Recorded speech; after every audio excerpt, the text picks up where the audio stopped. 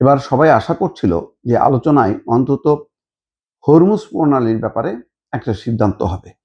সব দাবি পূরণ হবে না, কিন্তু হরমুজ প্রণালীর নিয়ন্ত্রণটা যদি ইরান করে, তাহলে ইরানের যে দাবি, সেই দাবিটা পূরণ করে আপাতত তেলবাহী যে জাহাজ ট্যাঙ্কারগুলো আটকে আছে সেগুলো যাতে স্মুথলি ছাড় করা যায় এবং সবসময় যাতে এটা উন্মুক্ত হয়। কিন্তু যেভাবে ২১ ঘন্টা আলোচনা করে ধুম করে জেডি ভ্যান্স তার টিম নিয়ে চলে গেল আমেরিকায়, তাতে এই সংকটটা রয়েই গেল।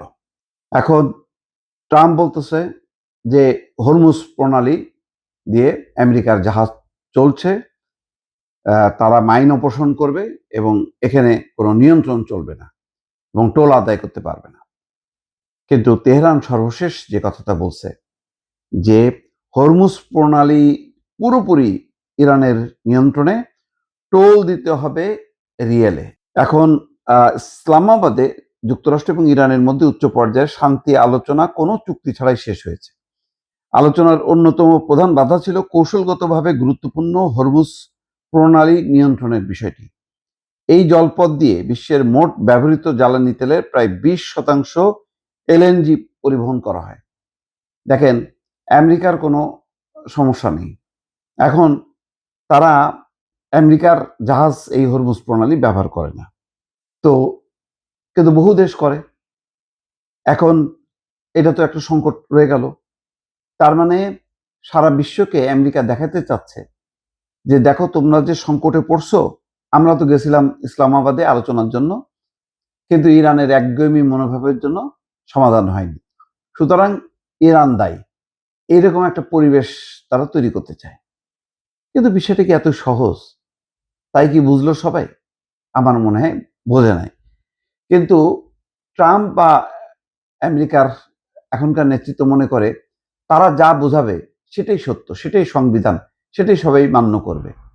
আসলে কি তাই হচ্ছে? হচ্ছে না। দেখেন, আলোচনা ভেঙে যাওয়ায় ইরানের নিন্দা করে একটা দেশও বিবৃতি দিছে, বলছে যে এই আলোচনা ভেঙে যাওয়ার জন্য ইরান দায়ী? নো। যুক্তরাজ্য থেকে শুরু করে সবাই হতাশ। তারা বরং পাকিস্তানের প্রশংসা করছে। পাকিস্তান একটা ভালো কাজ হাতে নিয়েছিল, একটা কঠিন দুতিয়ালি, কিন্তু আমেরিকার কারণে এটা সফল হয়নি। যদিও এখনো পর্যন্ত আনুষ্ঠানিকভাবে কোনো দেশ বিবৃতি দেয়নি, কিন্তু বোঝাই যাচ্ছে যে তারা আমেরিকাকে, আমেরিকার যে অ্যাটিটিউডটা নিয়ে তারা আলোচনায় আসছে এবং শেষ করে দিয়ে চলে গেল, যাওয়ার আগে ইরানের উপর দোষ চাপায় দিয়ে গেল যে আমেরিকার চেয়ে ইরানের অনেক বিপদ হবে, অনেক ক্ষতি হবে এই আলোচনা ব্যর্থ হতে। এক ধরনের হুমকি দিয়ে, ধামকি দিয়ে যে চলে গেল, এইটা বিশ্ব ভালোভাবে নেবে না। ইরানের সংবাদ সংস্থা মেহের নিউজ বলছে দেশটির পার্লামেন্টের deputy speaker Hajibabaei Hormuz প্রণালীকে তেহরানের জন্য একটা রেড লাইন বা চূড়ান্ত সীমা হিসেবে অভিহিত করেছেন। তিনি সাফ জানিয়ে দেন প্রণালীটি পুরোপুরি নিয়ন্ত্রণে আছে ইরানের এবং এখান দিয়ে জাহাজ চলাচলের জন্য অবশ্যই ইরানি মুদ্রা, রিয়েলে টোল পরিশোধ করতে হবে। এটা হচ্ছে ইরানি মুদ্রা, ইরানি রিয়েলে শোধ করতে হবে।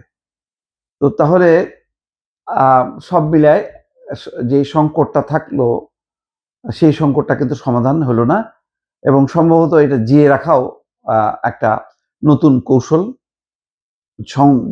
বিশ্ব যত সংকটে থাকবে, আমেরিকার গুরুত্ব ততটা বাড়বে, এমনই একটা পরিস্থিতি তৈরি করতে চান ডোনাল্ড ট্রাম্প।